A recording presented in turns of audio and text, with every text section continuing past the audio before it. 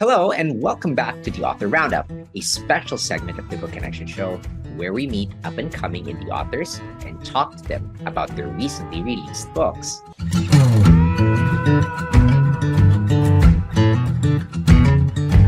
Hello, and welcome to another episode of the Author Roundup, a special segment of the Book Connection Show. My name is Ray Walters. In today's episode, I am going to talk to an indie author who was born and educated in England and has lived in America since 1982. A former resident of Atlanta, he now lives in Chicago. He's married to his lovely wife and they have two grown children. Well, the reason why he's here is because he has written a book, obviously, and the title of that book is Fight Song: Four American Narratives Converge in College Football. Here with me to talk about his book in today's episode, Peter Wong. Hi, Peter. Welcome to the show. Morning. Thanks, Ray. Peter, I'll jump right in.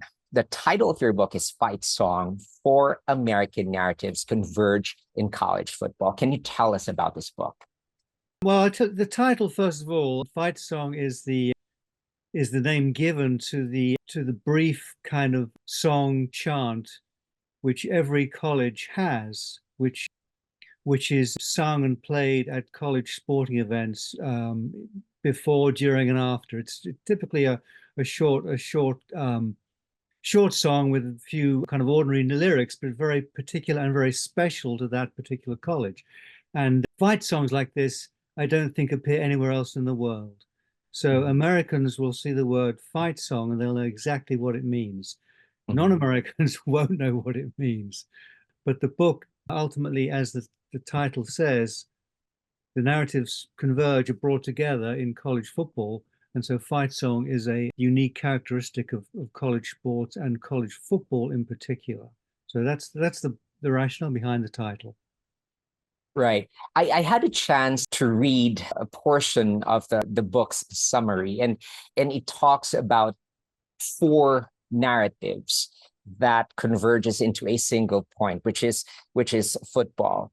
But a lot of our viewers and listeners might think that this book is about football, but there's a lot that this book offers its potential readers. Can you talk briefly about these four narratives? Well, the four which I've identified over the years, and there's no great mystery to them, is American experienced this huge westward expansion. Well, obviously, it started off as 13 colonies on the East Coast, then achieved independence. Then they had the Louisiana Purchase, 1803, which doubled the size of America, but they kept moving west. And that westward movement was a significant element in the American character throughout the late 18th century and all the 19th century. So that westward expansion kind of underpins a lot of American kind of subconscious and conscious thinking. So that's the first narrative, is the westward movement. The second, which is kind of linked with the westward movement, is the Americans' obsession with land. Yeah. And the availability of land. Because of this westward expansion, land was available for ordinary Americans as it was in no other country, and certainly no other European country, which is where most of the settlers came from. Yes. And so the whole notion of land, there's so much of it in America, and it being available to either buy cheaply or eventually in 1860, after 1862, to simply file a claim and be given free land under the Homestead Act of 1862.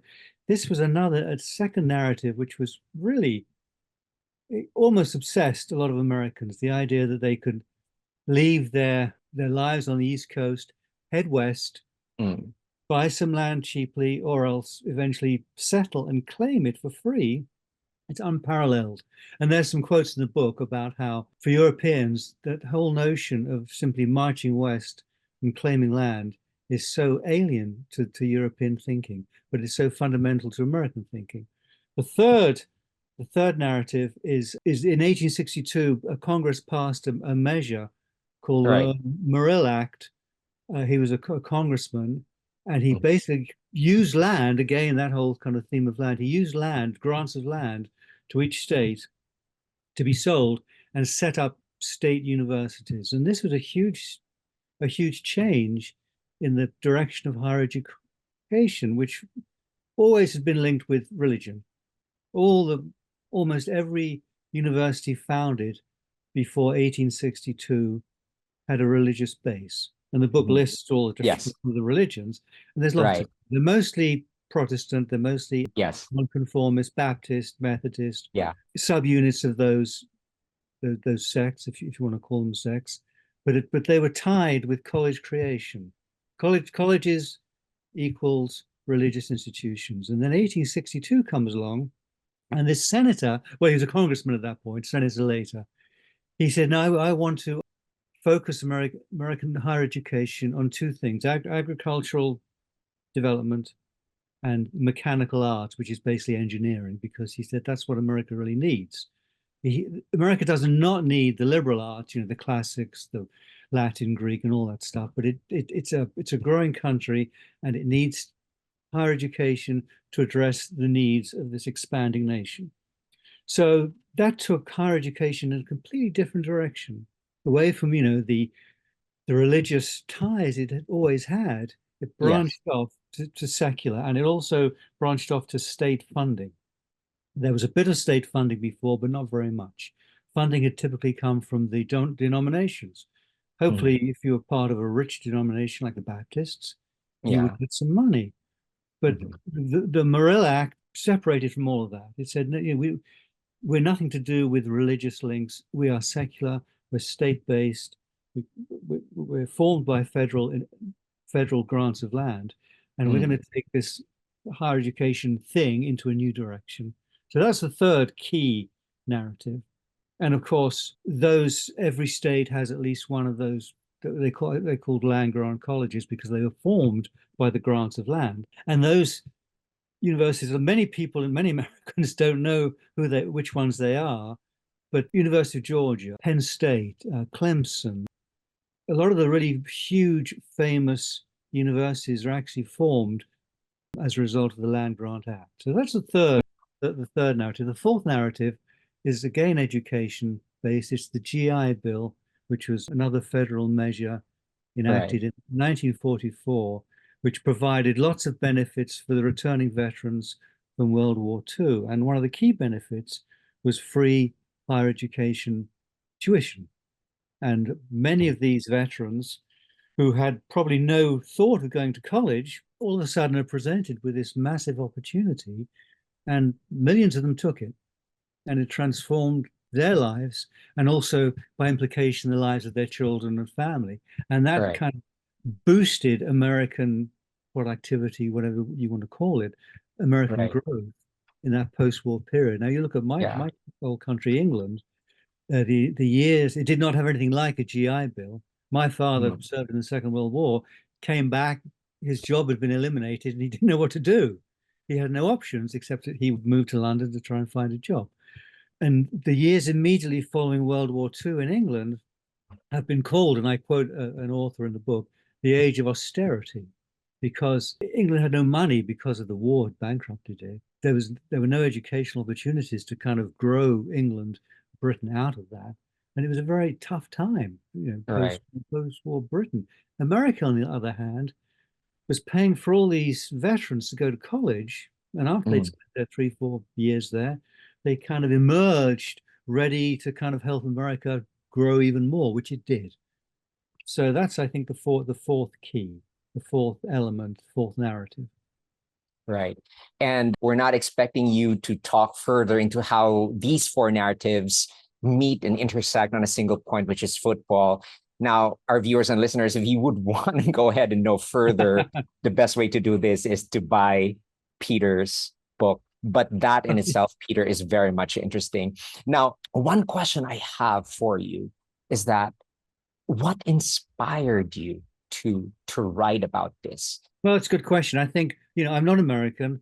I didn't move here till in my late 20s. So my formative years were in England. And so, and I'm still very close to England, even though I've been here a long time. So I know all about England. I know about the rituals, the traditions. I know all about everything about England because I grew up there. I didn't have that same American experience. I didn't grow up here. I didn't grow up knowing all about college football. I didn't grow up with the camps, camps for children, sleepaway camps. There's so many things I didn't grow up with, and so I had to kind of not so much learn these things, but become aware of these things. And I thought, well, I know what makes England tick, even if it doesn't tick very well these days. What makes America tick? What is so special? Now I'm living here, and Mhm. America has been this kind of icon for many years, less so these days, but certainly back in the immediate post-war years, the world looked to America because it was so successful. So I thought, well, what has made America so successful? Mhm. What are some of the elements which have contributed? Not the only ones. I mean, these four narratives are not the only contributory items, but what what has helped make America America? So while I was living and working here, I kind of kept an eye open for certain American characteristics and Right. features which were unique to America, and I kind of kept them tucked away, and I noted them. I noted that westward expansion, the Homestead Act, the Morrill Act, and the GI Bill. Oh, that's pretty interesting. That those things are unique. And so then I thought, well, maybe I should memorialize these thoughts and kind of get them together in some kind of literature, some kind of book. So Mhm. that's where the thought came from. I wanted to kind of describe my view of America becoming America and how that happened, Right. if that helps. Well, my next question for you is that you lived in the US since 1982. And I would like to believe that in within that span of time, you had your observations, you've read a lot and you've lived a life there in the American soil. So how long did it take you to to finish this book, to write this book? Well, that's a good question. The idea was kind of jogging around in my mind. I started actual research probably 7 years ago. I remember going to a library, a private library in Chicago, and sitting down with one of their reading desks with a great big piece of paper and just kind of writing down topics and themes Mm, randomly. And I asked some of the librarians for some help with some reading material, and they said, "Well, you need to be more specific." I said, "Well, can I go and look at the bookshelves?" They said, "No, you can't because it's a private library." So I wanted to find some way of researching it, but it's very interesting. One of the things I found very quickly is if you read one book, you find one book and you read it, and it gives you some thoughts. But at the end of the book, there's a bibliography which lists dozens, hundreds of books. And so you look at the bibliography and you look at a title which you think might help you, and you read that book. And then that book gives you another 100 books, and those books give you. So in the end, it's like you're disappearing down a rabbit hole of sources. You think you're going to be starved for sources, but each source gives you 10 new sources. And of course, pretty soon that adds up to a lot of sources. So I just started that process. It wasn't always forward progress because I get to a point thinking, well, how can I bring all this together? How can I kind of get my arms around it? So it wasn't an unimpeded upward process by any means, but it took a while. was this just a faint idea you had before, or you've always been wanting to write this kind of book? Well, it was a faint idea. I didn't I didn't move to America looking to write a book, but the college football phenomenon is completely unique to America, It uh, is. which until you live here, you don't understand it. Yeah, Because well, not so much little, but what filters back from America to certainly Britain does not include college football. It's the movies, it's entertainment, it's music, it's New York skyscrapers, it's cowboys, it's stuff like that. That filters right. back. But the college system and the college football phenomenon does not make it back to Britain. So I write in the book how I was completely taken aback to encounter the college football phenomenon.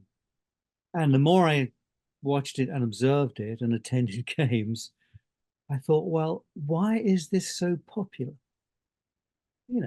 I played soccer at college in England. We got 50 people watching. That was it. Here, 50,000 is normal. For some, it's on the low side. So what is the fascination for college football? It's a simple game.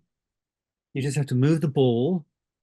And granted, there's very complicated strategies for that. But why are people besotted with college football? And you watch it on Saturdays, and it'll pan to the crowd. The TV will pan to the crowd, and these people are going nuts.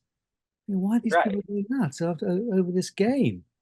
I thought there must be more to it than this. And I thought at first, well, maybe college football, because it involves movement, you know, movement and territory and the accumulation of land territory, maybe there's some deep-seated All right. subconscious psychological connection that Americans have with their history and college football. I thought that's kind of interesting, but I decided that wasn't true. There was no deep-seated psychological. They just liked the game. I thought, well, okay, is there anything in the game of college football that can somehow explain or represent elements of American history? And I started looking at the game of college football. And I thought, well, there are elements, and that's what the final part of the book is about. How I endeavor to bring together those narratives as represented in the game of college football. And as you say, for the details, it's best to read the book because I can't really get into it. But the final Right. hopefully pulls those strands together and say, look, you do college football, by going to a college football game, you can actually experience several of the narratives which underpin American development. But the college football, the obsession with college football astonished me. But why is it so popular? That's what makes this book interesting. And I think there are similar books out there that tries to understand the American culture by way of presenting a starting point. When I say starting point, they could probably talk about fast food chains and McDonald's in Right. Yeah. right. But yours is football. And you're absolutely right. I may not fully wrap my mind or understand football and American culture and history. And this is the book that people like myself should read, because right now what you've just disclosed, it's making me interested. It makes me want to pick up the book. And what makes it even more fascinating is that you're an Englishman, so it's sort of like a perspective of an outsider. You're looking from the outside and looking at those things. You have firsthand experience also. I just want to squeeze this question in. You're married Right. to a beautiful wife and you have two grown children. Obviously, they grew up in the US. How Right. much how much British are they, considering that their dad is an Englishman? What part of your culture you believe you've sort of like pass on to them as they Well, were that's a growing? good question. And I didn't come to America until I was in my late 20s. Ever since they were born, we took them back to England twice a I year. see. Okay. So, when they were a year old, they had no clue what was going on. I really took them back for my parents to see them. But it's twice a year. It's a long trip. Then they got a little older, 4, 5, 6, 7. They started understanding. Then they met some of my friends. So they absorbed a fair amount of English culture by visiting and spending at least 2 weeks a year in England. They certainly have sympathies for England. They're very Mhm. much American, though. I mean, Okay. America is their country. They know a lot more about England at their age than I knew about America because they've been exposed to England. They've been to London, lots of all that kind of stuff. They've been around England and some of Europe and everything else. But they're very much Americans. And people would ask me, before they went to college, they said, well, you're going to try and send your children to a UK university, which, is a good question. And the answer was no, I wouldn't, because they're American. And one of the most important things about higher education and life at college is the contacts you make, and the circle of friends you All make. right. And that stays with you, hopefully, for the rest of your life. And Right. there's no point in going to an English university, spending 3 years there. It's only 3 years in England, and Mhm. then coming back to America and losing your network of Yeah. contacts. So I said, yeah, it might be kind of nice. They'd have a good time and all that stuff in England, but they would not have that network of friends. And that's exactly what's happened, as I knew it would, with our daughter, who's the elder. She went to college in America and has this huge network of college friends. Now she's Mhm. working and she draws upon that network for business and pleasure. And it's the same with us. They wouldn't have that network if they went to college in the UK. So they're Right. American and they will, unless they for some reason decide to move to England, which is unlikely, they'll stay here. But they're pretty well exposed to England. And of That's course, actually, I still give the English perspective. I still say, well, we wouldn't do that in England. That's not how it, whatever. So, yeah, it's a good question. yeah, and that's a very good point.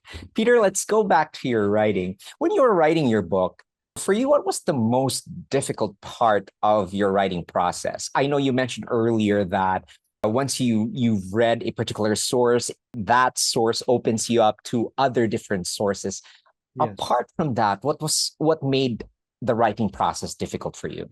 Well, I enjoyed the research. I read lots of stuff and I learned huge amount. I know far more about American history than I do about English history, and I studied Yeah, English history at university. But I learned a great deal. I took lots of notes. The hard part was embracing all this material and making a coherent narrative out of it. What right, what did which elements did I select to use as quotes?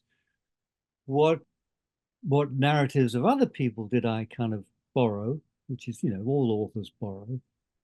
How did I get my arms around this massive amount of material? If you look at the bibliography of my book, it's pretty long. There's hundreds of articles, there's hundreds of books. How do you kind of condense, distill all the information you've picked up into one book, which makes sense? That was the hardest part. And it continued to be right until the end. right. Do I leave this out? Do I bring this in? Do I quote this? Do I know whatever? It was very hard to, to write. I mean, if you write a novel, you control it. Yes, You control everything about it. If you want this person married off, you marry them off. You can't control his history, what's happened.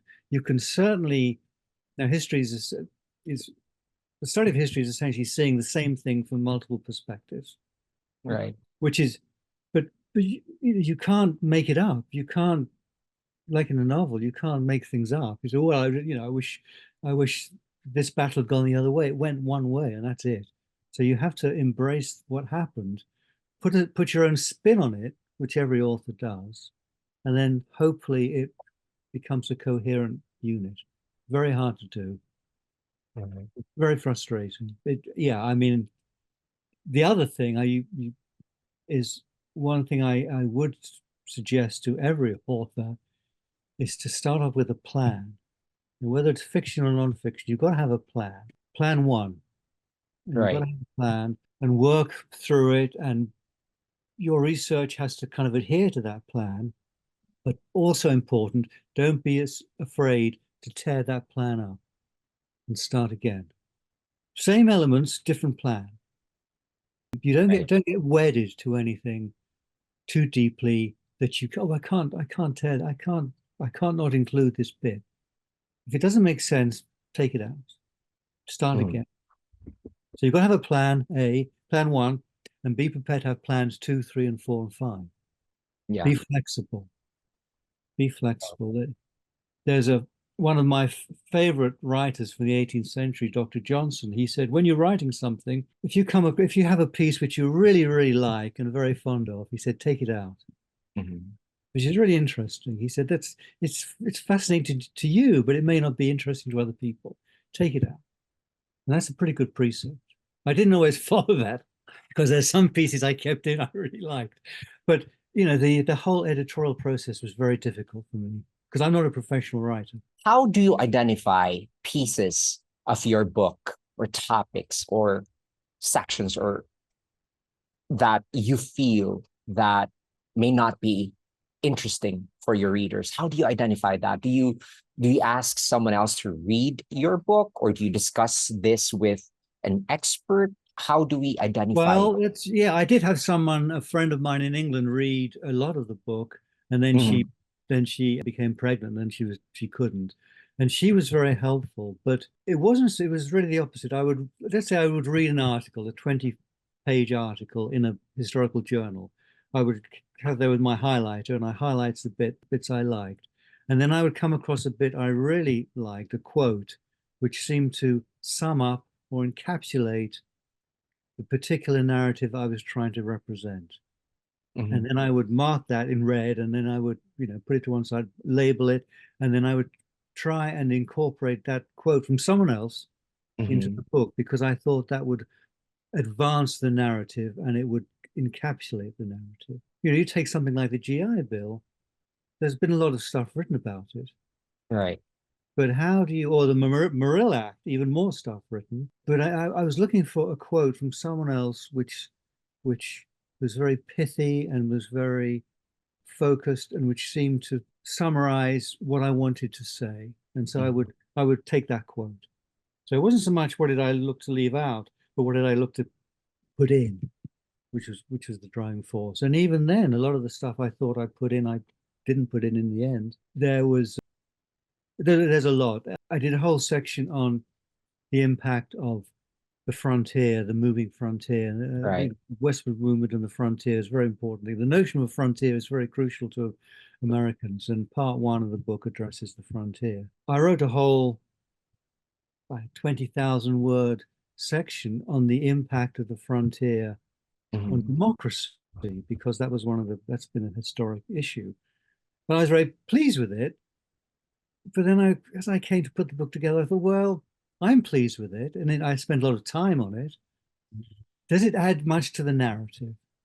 Does it help advance the narrative towards the conclusion? And Right. I took a long, cold, hard look, and I said it doesn't. So I just took Mhm. it.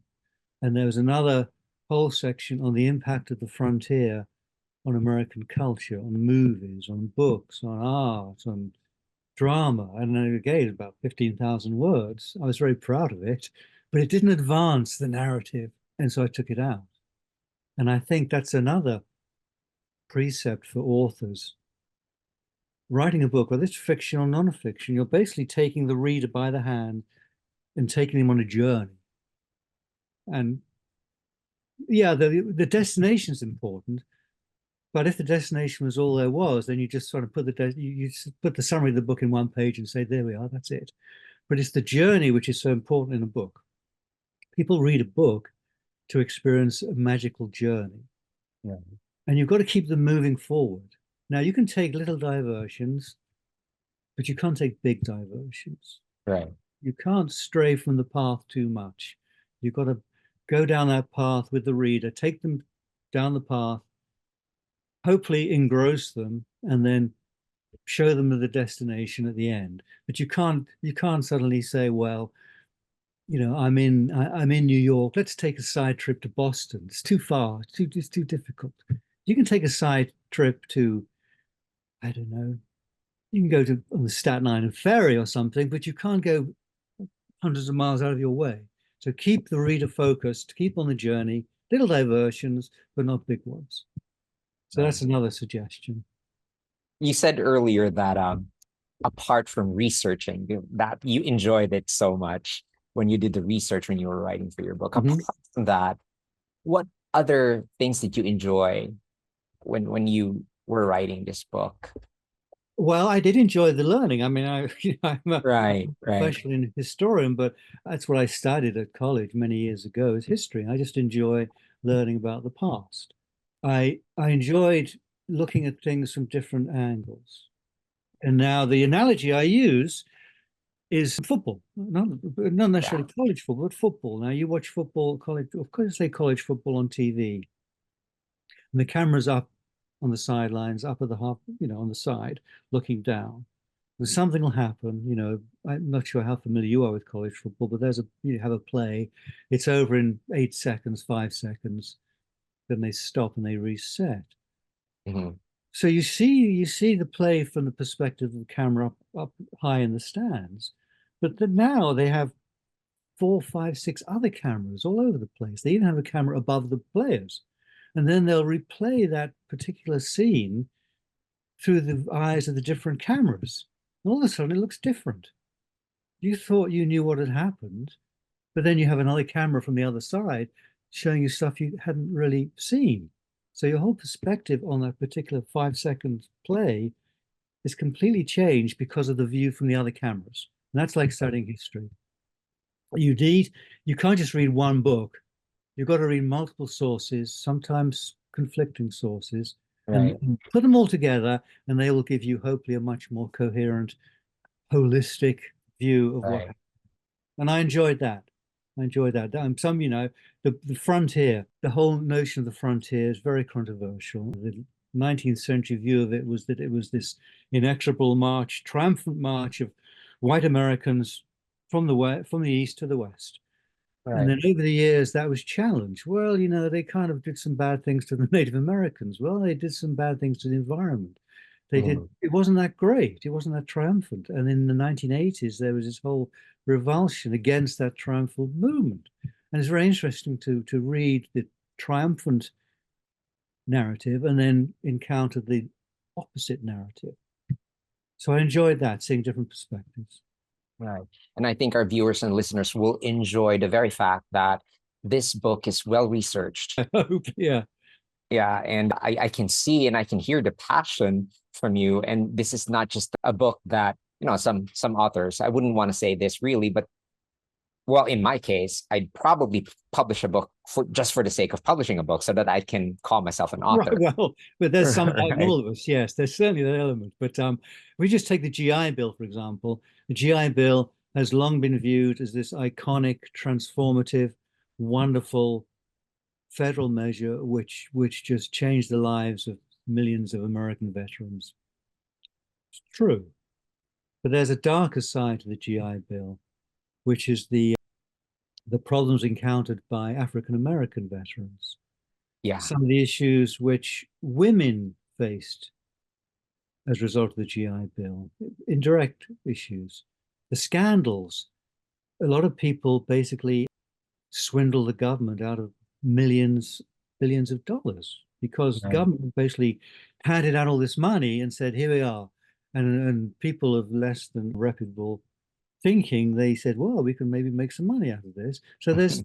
But the African American experience was not a good one for every African American. But there's some books on the GI Bill which really nothing but laudatory odes to how wonderful the GI Bill was. Well, it was wonderful, but you've got to also look at the other side. And I like to think I applaud the GI Bill as transformative, but I also say, well, there's some less good elements, and we need to look at these to get a whole impression of the GI Bill. And that's what makes this book interesting and Hopefully, yeah, it's exciting. just not a one-track Yeah. kind of hey to how wonderful. And the Homestead Act too, it wasn't that wonderful. It was for millions of people, but it also there's some downsides to it. And I go into those too. So yeah, the Homestead Act was terrific. It was unique and it was wonderful. But, and I think it's important to put in that but with some of these things. Peter, let's talk about feedback. Your book was published through Archway Publishing, and it released this year, right? February, if I'm Oh not yeah, mistaken. well actually by the time it was finished, I think March. So it's only just been released, yeah. Late Yeah, March, so yeah. really, really fresh from the production oven. Yes, it is. Feedback so far. What have you received coming from those who have read your book, those who have bought your book, friends, family members? Well, it's a long book and it's a history book and not everybody is, especially these days with short attention spans, it's a task. You've got to go through 600 pages. So I don't think anyone's read the whole book. I had some nice feedback about the elements, oh, that's kind of interesting, the Homestead Act and the Morrill Act and all that kind of stuff. But no, but I don't think anyone has yet read the whole book. It hasn't been out that long for too many people to actually read the whole thing. But certainly there's been interest. People are interested, but it's just, I think it's too soon for people to have actually read it and absorbed it and commented. Hopefully that'll happen. All right. How about you've gone through the entire journey of writing a book and publishing one. You've already given some advice a little earlier in this conversation, but I would want to like really get a solid advice. Like say I'm a writer and I'm working on my first book. What advice can you give me? Well, I think, and it's a very good question. And one of the issues when you've written a book is people's publicists, they say, well, what's the target audience? What's the target market? Who's this book written for?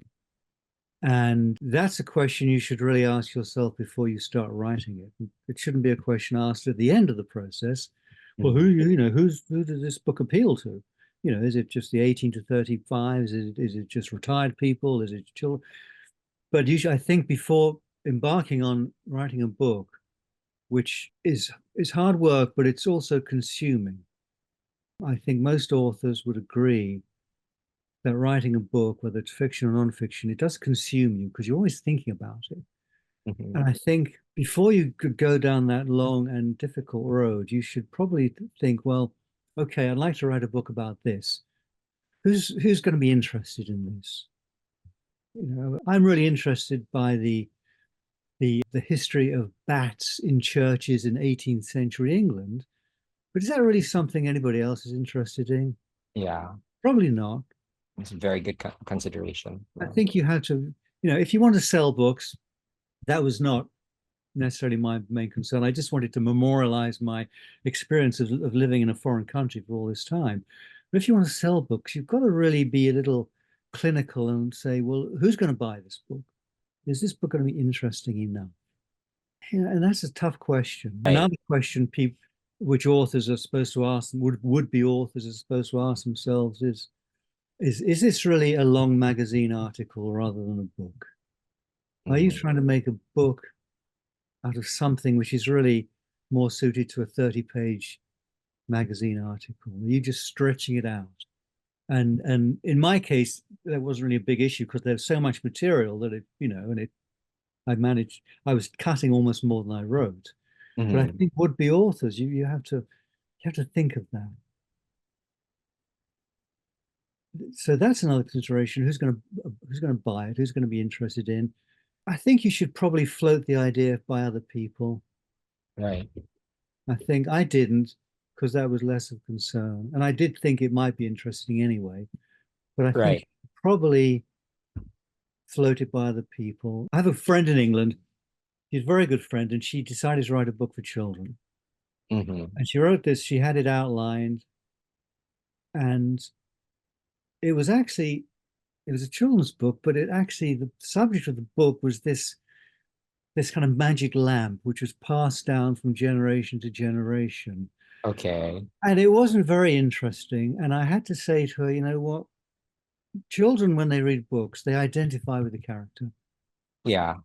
They read about a character they love, whether it's Harry Potter or whether it's, Right. the Harry's friends, and they fix on that character and they are at one with that character. And I said, your character's a lamp. No 9-year-old child's going to identify with a lamp. It's not, and she tried several publishers, they all turned it down, which is not unusual. But I didn't feel any empathy for the book. She wrote it from an adult's perspective. So you've got to find something which will resonate with your audience. And if it's a children's book, it's got to resonate with children. Right. And my That's friend, very good advice. she thought, well, this is a cute idea. This lamp which goes from generation to generation, and she wove stories. I said, no, it's not going to do it. The 9-year-old girl wants to identify with another 9-year-old girl in the book. So that's another comment I would have. That's a very good advice. I think the reason why I ask you that question is because I have had a chance to talk to a lot of authors too, and some of them would usually say that my manuscript's in the back burner for the meantime. And when I say when I make a follow-up question like, what do you mean by the burner? Like, have you left that manuscript for quite a long time? And that's the sad part. They started writing their book for like at very least 3 years, and then leave it for like 7 years has passed. They haven't Really? finished.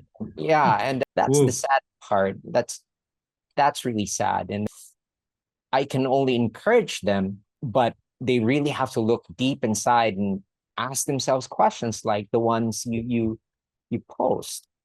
And Well, that's a very good point, and it's really kind of it is that they would put it on the shelf for that long, and I can only think that the topic they wrote about wasn't interesting enough to them for them to just keep at it. I didn't really pause because I was actually interested in those four topics. I was interested in getting to the end and tying it all together. So I didn't stick right. it on hold.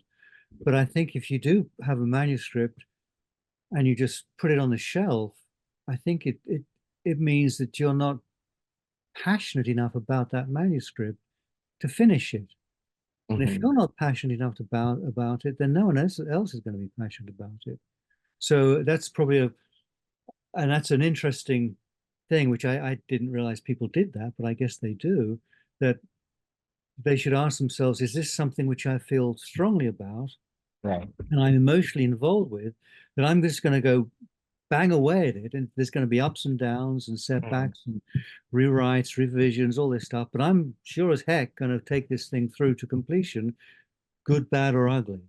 But if they stick it away for 7 years, I'm thinking can't have been that fascinating to them in the first place, I would think. But yeah, how do you pick it up again after 7 years and get your brain back into that mode? You know, I'm sure I did. Most authors, they have a routine, a ritual. You know, they have a desk and a computer and they have books and stuff, and it's all there. And it's, so when they sit down, all the tools of their task and trade are right there, and they're in book writing mode. You Right. know, you don't say, well, I think I'll go and sit in the park and write a few more chapters, because you can't, because all your stuff isn't there. And if you go for a walk in the park, you're in walk in the park mode. And so I think it's an important thing when you're writing to be in writing mode, have the same place, same lighting, surrounded by your sources, and then you're in writing mode. Thank you so much for that. Wonderful advice, Peter. Any plans you have for this year now that your book is out? What are your personal and professional goals this Well, year? that's a very good question. It's been so consuming that I haven't really mind. I had a lot of help in the acknowledgement section. You'll see some of the people who helped, all the people who helped. So I'm in the process of sending them a copy, for their help. So I've got to do all that. There's other constituencies I'm going to send a copy to. So that's going to take a month or two. But after that, it's going to be a gap. It's going to be, having adopted my writing position for so many years, not always the same time, but always the same place and stuff. That's not there anymore. I've done it. The book's here. It's it's not a manuscript. It's a book. So it's a Right. good question, and I do not have a good answer. Well, where can they get a copy of your book, Peter? Well, Amazon has it, and the Archway website has a copy. I have a website devoted to the book, which is fightsong.com, but fight and song is separated by a hyphen. So it's fight, Fight hyphen song.com. And if you go to the website, you can buy a copy from the website. And you can also get a better introduction than I'm giving now. You can read some extracts from the book. So I would recommend, it's not a huge website, but it's a helpful website. Okay. Fightsong.com, fight-song.com, and you can buy a copy there. But if you go to all the regular places, I think Barnes and Noble, you can buy it. It's out there if people really want to buy a copy. There's hardback and there's paperback. Paperback. Um, Okay. Paperback's much cheaper, and actually the paperback turned out very well. It's some paperbacks, they don't open very well, but this paperback I was very pleased with. It's a thick paperback. It's right here. I don't know if you can see it, but here we go. There's the book. but there. it's a It's a chunky book. beautiful, beautiful cover. Yeah, well, the cover, I mean, that's another issue. I used a number of images in the book, a lot of photographs, maybe 20, 30 photographs. I had to get permission from every owner of the copyright. Yeah, That's another issue too. yeah, If you're an author and you think, oh, I want to liberally sprinkle the narrative with images, well, you've got to make sure that you have permission from every copyright holder of that image that you can use it. And that was a lengthy process. It was fun sifting through the thousands of images I thought I might want to use, but then I picked the ones I did. I had to begin the process of getting permission. Uh, right, Sometimes I had to pay for it, right, it wasn't always free. And right, I had to work out, well, do I like this image enough to pay for it? right. And there's an image there. It's an image of a painting by Norman Rockwell, who's this kind of iconic American painter from the mid 20th century, who many people think, and I agree, captured a lot of the essence of American life, the simple elements of American life. And he painted a painting which I really wanted to use, but there was a cost. I had to work. Do I had to, am I going to pay this money? And I decided to in the end, and it's there in the book. And I think it perfectly illustrates a particular element of the narrative I was trying to write about. The whole thing about pictures worth 1,000 words. Well, in this case, it definitely was worth 1,000 words. But that's a whole other thing. If it's a nonfiction book, you've got to get permission from all these people, get it in writing. It's difficult. I use a stamp. There's an image of a stamp on the cover. Justin Morrill, who passed the act in 1862, the Yeah. Civil Act. I forget when it was. The, I think 100 years later, maybe 1962, the U.S. Post Office, issued a commemorative stamp Okay. with Morrill's image on it. And I thought, I want to Mm. use that stamp. And I use it on the cover and it's inside. But I had to go through this very lengthy process with the U.S. Postal Service before they would give me permission. Just a stamp. Well, what's a stamp? Well, it's a big deal. They don't let anyone use their stamps, rightly so. But it's a process. So you've got to consider that as well. Those All are these roadblocks, all these obstacles in the way. those are golden nuggets for us to munch on. Well, yeah, You. yeah, Thank you yeah. so much for that. Any unfortunately, this interview, this very interesting conversation has to end. I have to ask you for your final message. What's your final message for us, to all our viewers and listeners? Well, I think certainly for Americans and maybe for non-Americans, I think America has for so long been the ascendant power in the world, and it still is to some extent. Russia and China are trying to Mm. knock it down, but America is still the place most people want to move to. Right, America still is drives the the world economy. It's still a large part of the American economy, and I think it's helpful for Americans to have some sense of how they got from there to here. How do they go from 1776, Declaration of Independence, the Revolutionary War, the Treaty of Paris, what they gained? How do they gain? They had no money, 13 colonies, no money at all. How do they get from that to expanding across the whole continent and becoming the preeminent nation in the world? What are some of the elements on that journey? And I think most Americans should need to have some sense of that. And a lot of right, them do.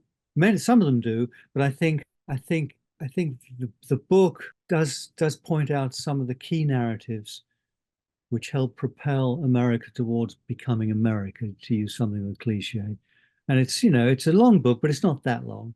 I mean, there's 5 parts, there's 20 chapters, there's more than 100 sub chapters. So you're not confronted with like 30 pages of uninterrupted text. The longest sub chapters may be 10 pages.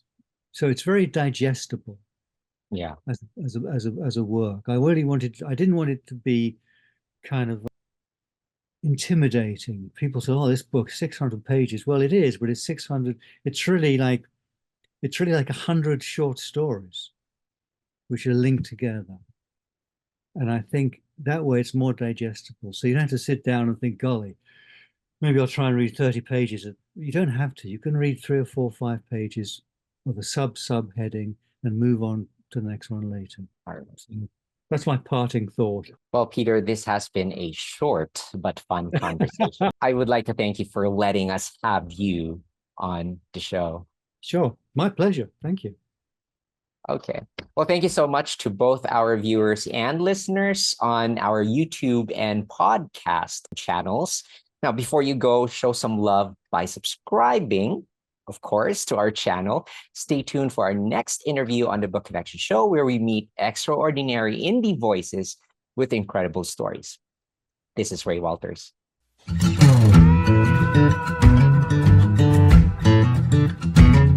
Thank you.